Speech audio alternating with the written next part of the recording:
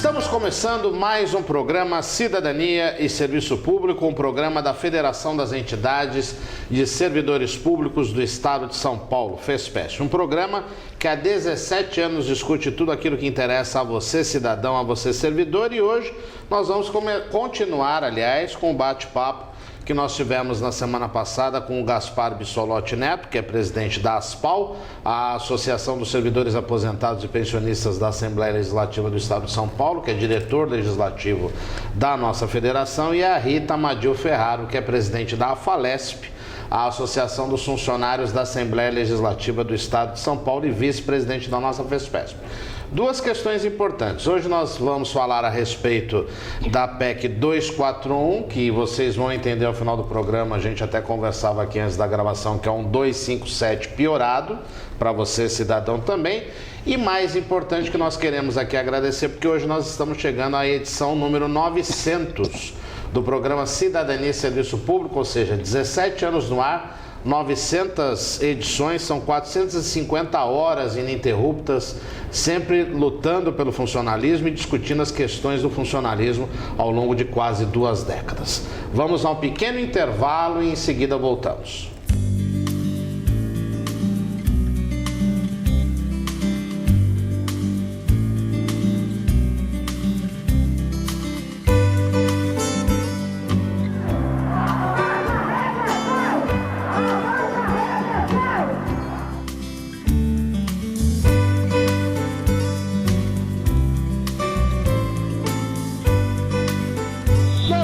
Pedindo aquilo que nos é de direito.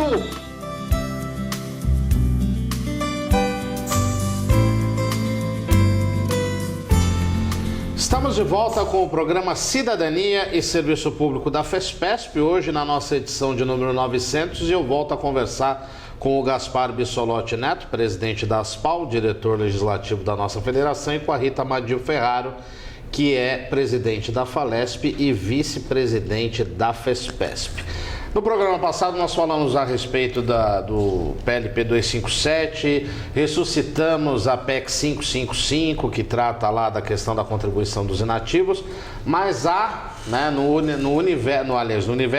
horizonte algo ainda pior, que deve mobilizar o funcionalismo a partir do mês de agosto. Lembrando que os trabalhos legislativos na Câmara dos Deputados serão retomados no próximo dia 3 de agosto, já na primeira semana, que é a tal da PEC 241. A PEC 241 trata do sistema financeiro como um todo, né? Uma proposta apresentada pelo governo provisório, pela presidência da República e pelo ministro Meirelles, ministro da Economia, que quer fazer uma série de cortes de uma série de coisas e que volta mais uma vez a mexer nas questões do funcionalismo, volta mais uma vez a mexer com você, cidadão, porque quando é importante você ter a noção que quando é ruim para o funcionalismo, acaba sendo ruim para a boa prestação dos serviços públicos. Mas a PEC 241, Gaspar, é o PLP 257 piorado? Essa coisa da reforma do sistema tributário? Como é o que a gente sempre diz, né? Quanto mais reza,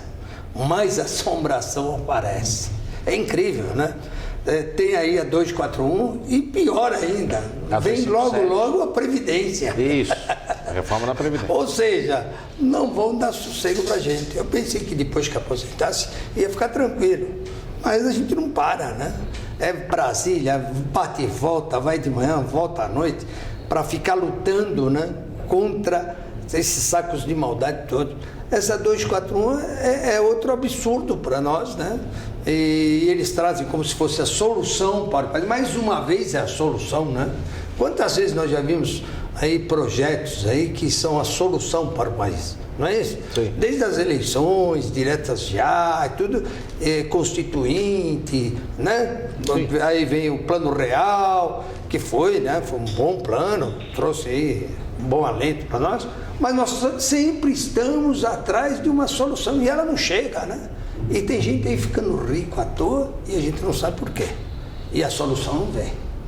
Eu fico muito preocupado quando um banqueiro diz que a solução é esta. É o Henrique Meirelles, né? O Henrique Meirelles, todo mundo sabe que é banqueiro, todo mundo sabe que é um grande empresário, já foi diretor aí de grandes bancos aí, internacionais, inclusive, e diz que a solução é arrochar o trabalhador, é tirar os benefícios da população. E, enquanto isso, eu não sei números, eu não sou economista, não sei números, o que eu sei é que os bancos, mesmo na crise, tiveram um lucro e estão tendo um lucro absurdo. E até aproveitar, Silvio, já que é o gancho aí de dívida, de PEC e tudo mais, e deixar aqui o alerta. Está na hora de fazermos auditoria cidadã da dívida.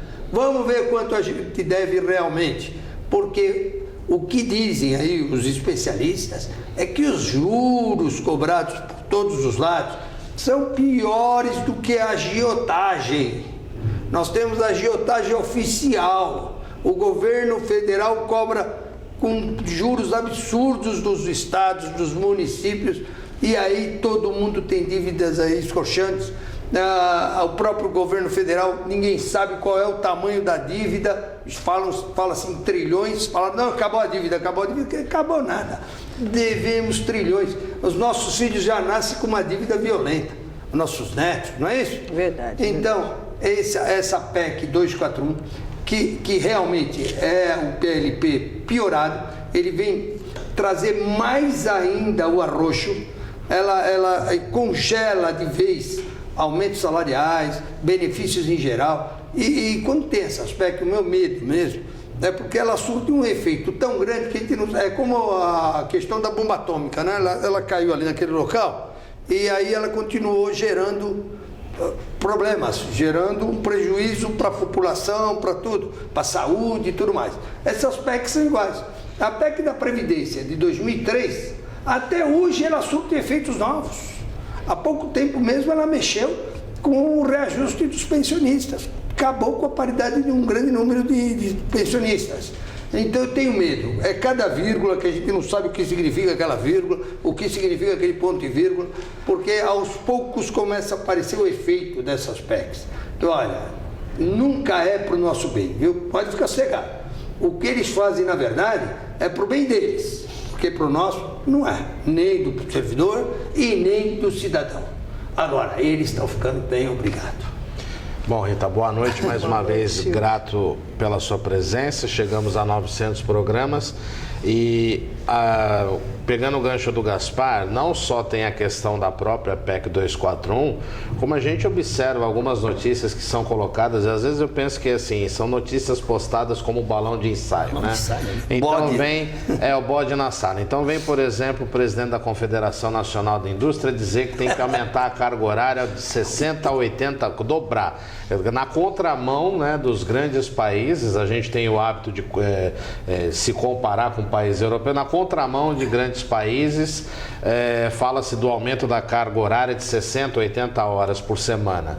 O próprio ministro Henrique Meirelles falou que o salário mínimo está muito alto, e outros ministros também falaram. Como que você vê isso? O FHC falou, né? Como que você vê isso, Rita? Mais uma vez agradecendo a sua presença. Boa noite, Silvio. Boa noite, telespectador. Boa noite, servidor público em especial. Realmente é uma honra estar aqui no programa 900, né? Um número redondo, assim, bonito. Que pena que a gente vem aqui 900 programas depois, resolvendo cada vez com os problemas maiores, né? Infelizmente piorados. Ele pode até repetir o número 1, que os problemas eram que são os mesmos, só que eu acho que são maiores, né? Eu acho que não são nem os mesmos, infelizmente, eu acho que eles são os mesmos, mas piorados. Do mesmo jeito que a PEC 241 piora o PLP 257, os problemas da população também cada vez são piorados, né? Se você perguntar para a avó, para a mãe, como é que era o mundo, a vida 50 anos atrás, com certeza o pessoal vai dizer que a vida era mais tranquila, a pessoa se preocupava menos, era menos estressante, tinha mais segurança para o futuro, e agora você não tem segurança para nada, né? O aposentado, falando do aposentado, né? O aposentado, se a gente fizer uma lembrança um pouquinho do que era antigamente, eu lembro que quando eu comecei a trabalhar, o INSS pagava 20 salários mínimos de aposentadoria. E muita gente contribuiu para ter 20 salários de aposentadoria. E um belo dia, sabe-se lá por quê, alguém resolve fazer um projeto e dizer que não, que vão ser 10 salários mínimos. E aí você não se aposenta mais com 20, você se aposenta com 10 salários. E hoje nem 10. Não, e depois eles resolvem que você se aposenta com 10, mas que o salário mínimo que vale não é o salário mínimo que ganha o trabalhador, é um salário mínimo especial. De referência. Eles fazem um salário de referência, que não é mais os R$1.000 ou os 880, que é 540 e poucos, que 10 salários dá R$5.500. Então deveriam ser o salário mínimo São Paulo, essa mesma por exemplo. pessoa que aposenta com 5 mil e tanto, daqui 4, 5 anos, ela já está recebendo 50% do que ela então, se fosse 20 até salários, chegar no salário mínimo. Como era a proposta antigamente de 20, seria R$20.000. Então, o cara que pagou, o cara que conseguiu um nível bom, né? Conseguiu galgar alguns níveis no trabalho, ele estaria bem aposentado. Isso. Mas aí eles cortaram para na época do INPS. Aí eles baixaram para que seria 10, mas os 10 viraram 5.400. Então é inacreditável como o governo consegue fazer mágica com os números para piorar. Então a má administração dos recursos públicos é que é um crime, né? É o cerne da questão. Então, quando se fala que está faltando dinheiro, o Gaspar estava falando que precisa se acertar, precisa fazer a 241, regula gastos. Ela regula gastos, ela tira o que você vai aplicar no que seria para serviço público e não administra bem os recursos que entram, porque entram mais recursos do que entravam. A população cresceu e o valor percentual dos impostos aumentou, então o recurso aumentou também. Não há dúvida de que os recursos aumentaram, só que eles são mal administrados, muito mal administrados. Sim. Se você fizesse uma adequação com essa administração boa, você colocaria recursos aonde tem que ser colocado e não precisaria prejudicar os servidores públicos e os serviços públicos. Mas o que se faz com uma PEC, com um PLP, é tentar arrumar mais dinheiro, aumentar imposto, tirar de quem ganha, diminuir o que vai aplicar num serviço de saúde, educação, de segurança, seja o que for, diminuir o número de funcionários ao invés de administrar adequadamente o seu dinheiro. Isso aí é fácil, é a mesma coisa que você na sua casa falar, eu ganho X, está faltando dinheiro, eu vou pedir para o meu patrão me dar mais 10. E está resolvido o problema, eu não economizo nada e não arrumo em casa uma forma de economizar, eu arrumo um jeito de ganhar mais dinheiro. E o governo é fácil, você vai pedir um aumento, não tem aumento. Mas o governo, o que ele faz? Ele aumenta o imposto, ele sacrifica alguém, ele sacrifica uma classe trabalhadora, sacrifica o servidor público, sacrifica o serviço público. Não reajusta a tabela não reajusta a tabela para todo mundo. Não reajusta a tabela. E aí arruma mais dinheiro. Mas desse jeito... Eu acho que é importante, inclusive, deixar claro que nós estamos criticando. Não é este ou aquele governo, não. Não, são é o conjunto todos da os obra. governantes. Olha, nós já tivemos grandes aliados nossos que brigaram com a gente, que foram para passeatas com a gente, que foi para Brasília, o pessoal que ia no mesmo foram avião. Entrevistados aqui nesses 900 programas. Aqui defendendo o funcionário público. Aí chega lá, mudou o governo, o partido dele entrou no governo, ele faz parte de uma comissão, aí quando vai votar uma PEC, vota contra nós. Não é isso? Então não interessa o partido, todos e ainda eles, quer quando entra explicar no por que governo... votou, né? E o problema é quando ele quer explicar. É uma falta de conscientização política total, né? Isso. Porque os nossos governantes teriam que saber que a gente só vai melhorar se o nosso país melhorar como um todo, né? Ninguém se preocupa que não adianta o cara ganhar muito e viver numa redoma, numa sociedade, num lugarzinho que ele fica bonito. O filho dele, o neto, vai sair na rua, vai estar sujeito a uma falta de segurança total. Por que o cara fala da Europa, né? O Silvio falou da Europa. O cara gosta da Europa porque ele pode andar na rua. Porque o governo tem consciência de que uma sociedade melhor, mais bem educada, mais segura, é bom para todo mundo. Não adianta você ter só aquele pedacinho que está protegido. Não, você vai sair daquilo. Mas é que, na verdade, sabe qual é o problema, Rita? Quando as pessoas comparam com os outros países da Europa, Estados Unidos, principalmente a Europa, né? E tal, a gente se esquece da seguinte questão. Na Europa, né, no geral, a distribuição, a distribuição de renda ela é muito mais equânime do que na sociedade brasileira, isso para o cidadão, para o servidor público no geral, né? Você não tem essas discrepâncias salariais tremendas que nós temos aqui. Então todos estão muito próximos uns dos outros. Há as diferenças sociais, isso é óbvio. Mas agora aqui não. Então aí nós queremos copiar um modelo para o qual nós estamos adaptados. Porque a primeira coisa, por exemplo, você vê, a gente falou esses 2 programas aí de deputado, de senador, de governante, etc. Veja a quantidade de benefícios que eles têm, além do próprio salário que já é elevado, e que em lugar nenhum do mundo tem. Tá? Lugar nenhum do mundo tem, isso é fato, e a gente tem que criticar porque realmente existe essa diferença. Então, vamos comparar com a Europa. A gente só compara com aquilo que é bonito, mas a gente não faz a lição de casa antes, readequação de renda entre os cidadãos, eliminar aquilo que vocês falaram no programa anterior, por exemplo, que eu achei um absurdo, uma Assembleia Legislativa de um estado como Mato Grosso do Sul, que já é um estado antigo, acho que é de 1977, se não me falha a memória, por aí, era no final dos anos 70, e que nunca teve um concurso público. Quer dizer, ao longo de todos esses 40 anos, praticamente, sobreviveu com o amigo do rei, com aquele que é indicado, etc. e tal. Então, todas essas coisas, elas são ruins para o serviço público. Agora, uma pergunta... Posso falar uma coisa que você está falando isso aí? A distribuição de renda ela é feita de uma forma equivocada, vamos assim dizer. Na Europa, realmente, nos Estados Unidos, você não tem um ganha R$800, outro ganha 80 mil. Sim. Não existe isso. Sim. A diferença é pequena, talvez 10 vezes ou nem isso. Mas a forma... Então, distribuir renda não é só você distribuir bolsas, né? Isso daí, no momento imediato, sim, pode resolver.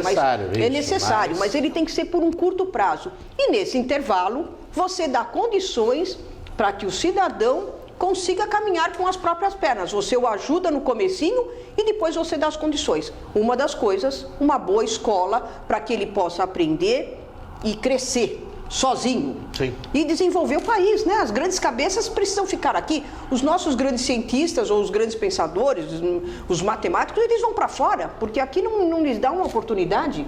E nós temos gente boa. No nosso país tem muita gente boa. Quando a pessoa vai lá para fora, ela se destaca porque é trabalhadora, porque é inteligente. E aqui isso infelizmente não acontece e se tenta acertar as coisas tampando o sol com a peneira, né? Dá uma ajudinha aqui, dá uma ajudinha ali e o que é pior, prende-se com essa ajudinha, amarra-se o cara eleitoralmente, né? Este é um dos problemas. E a pessoa que está ganhando aquele auxílio, para não perder aquele auxílio, porque ela não tem condições de nada. Ela ganhou o auxílio, mas não lhe foi dada uma base para ela depois conseguir se virar. Ela não se vira mais. Então ela fica amarrada para manter isso daí. Vocês estão falando dessa questão de renda, eu quero só, inclusive, aproveitar a oportunidade para manifestar aqui o apoio da ASPAL, da nossa Associação de Aposentados, a um projeto que deu entrada recentemente na Assembleia Legislativa, que é a PEC 3 de 2016, que trata aliás, apoio total da Falesp também. Que trata do teto salarial do funcionalismo. E eu quero ir mais longe. Eu acho que o teto é uma coisa importante, mas é um teto único. Todos os servidores, todos deveriam ter o mesmo teto. Até, né, respeitando a questão dos 90% do que ganha o ministro do Supremo Tribunal. Mas acho que nenhum poderia ganhar mais que isso, porque é uma vergonha. É uma vergonha nós termos aí, às vezes, notícias de que um juiz tal ganhou R$600 mil, R$800 mil. Acho que isso é que tem que acabar. Verbas indenizáveis. Né? Eu acho que isso realmente tem que acabar. Eu acho que é lógico, pela importância do cargo, ele ganhar 30, 35 mil reais, eu não vejo tanto problema, pela importância do cargo, pelo que ele gasta para aquilo, né, para chegar ali, o que ele estuda e tudo mais.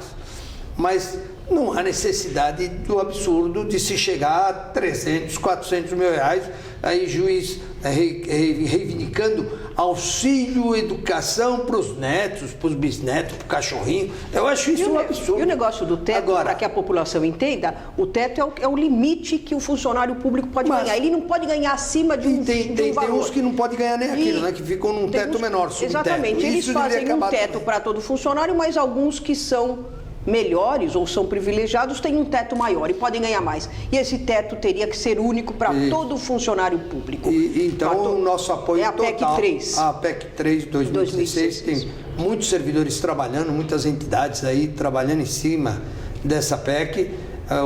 Muitos deputados estaduais já estão apoiando.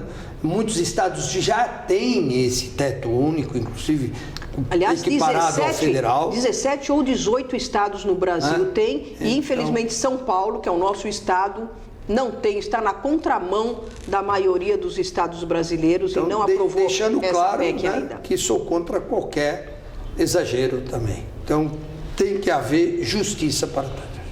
Já fica uma pauta para as próximas edições do Cidadania e Serviço Público. Encerra por aqui, infelizmente nós já estouramos o tempo. Eu agradeço mais uma vez a presença do Gaspar Bissolotti Neto, presidente da ASPAL e diretor legislativo da nossa federação, e a Rita Madio Ferraro, que é vice-presidente da FESPES, presidente da AFALESP. Fiquem agora com o nosso noticiário.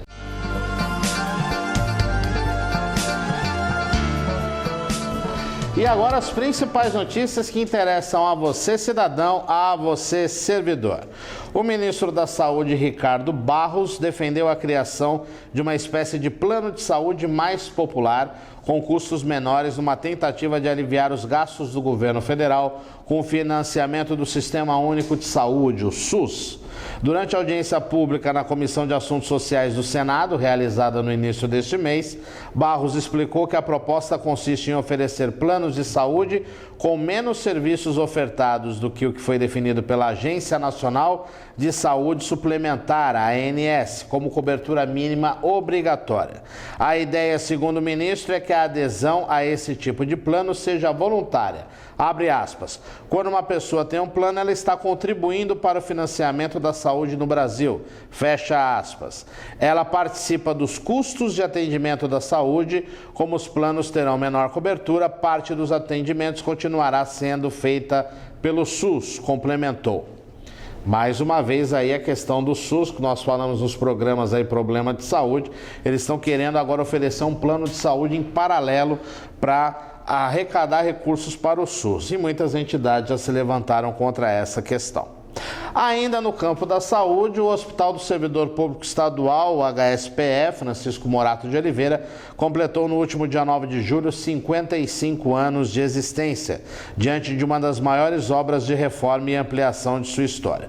O que vem pela frente, segundo a administração do Instituto, é um novo modelo de assistência médica mais completo e adequado ao perfil do público atendido. As instalações estão sendo projetadas para melhorar ainda mais a qualidade do atendimento durante a permanência do usuário. Dentro do projeto já foram entregues o novo pronto-socorro, o centro de diagnóstico por imagem e a nova ala de quimioterapia. Inaugurado em 2014, o novo centro de quimioterapia teve capacidade operacional ampliada em 25%, passando a atender 1.200 pacientes por mês e até 29 sessões simultâneas. O centro de diagnóstico por imagem, após a reforma, aumentou a capacidade operacional em 20%. Estão previstas ainda a inauguração do Centro do Idoso, ala de internação e prédio de infraestrutura com novos equipamentos, como 128 placas de energia solar, que, quando inaugurado, proporcionará redução de 20% no consumo de gás e energia. Vinculado à Secretaria de Planejamento e Gestão do Estado de São Paulo, o Hospital do Servidor Público Estadual é referência da rede de atendimento do IANSP, Instituto de Assistência Médica ao Servidor Público Estadual, atendendo a cerca de 1.300.000 pessoas em todo o estado de São Paulo. Diante de uma trajetória inovadora, a unidade sediou o primeiro banco de leite em solo paulista, além de ser a primeira instituição de saúde no estado de São Paulo a ter uma enfermaria de cuidados paliativos e de geriatria. É também uma das residências mais procuradas e disputadas por estudantes de medicina de todo o Brasil. Nossos parabéns à administração do IANSP e do HSPE, que realmente ele possa ampliar cada vez mais e melhorar atendimento a todos nós, contribuintes e usuários. E fique atento, a Secretaria da Fazenda alerta aos contribuintes que os canais oficiais para obtenção de informação sobre o IPVA, o Imposto sobre a Propriedade de Veículos Automotores, são a página do IPVA, que aparece aí na tela, www.ipva.fazenda.sp.gov.br, e a rede bancária credenciada.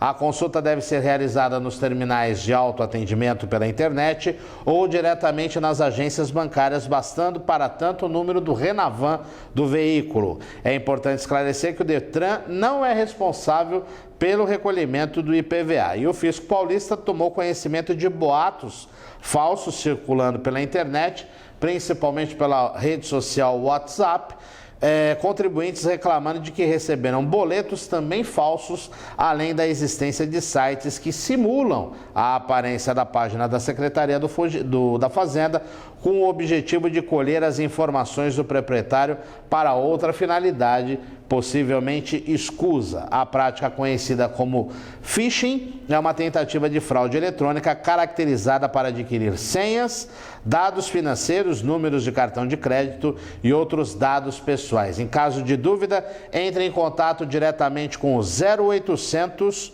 17 01 10 para atendimento de telefone fixo ou diretamente no site da Fazenda no www.fazenda.sp.gov.br. Infelizmente, sempre tem um falsário, sempre tem, um 171 querendo levar vantagem em cima dos demais. Cidadania e Serviço Público há 17 anos no ar e hoje 900 programas no ar, sempre em defesa de você, cidadão, de você, servidor. Para entrar em contato conosco, você já sabe, você liga para 11 3104 38 36, manda mensagem no fespesp@fespesp.org.br, visita o nosso site www.fespesp.org.br, visita as nossas redes sociais no Facebook, no Instagram e no Twitter, sempre procurando por Federação Fespesp. Em relação ao programa de TV, você já sabe, você pode assistir online no site e na TV aberta, todos os domingos a partir das 9 da noite, depois no nosso banco, no nosso canal no YouTube, no bit.ly/TV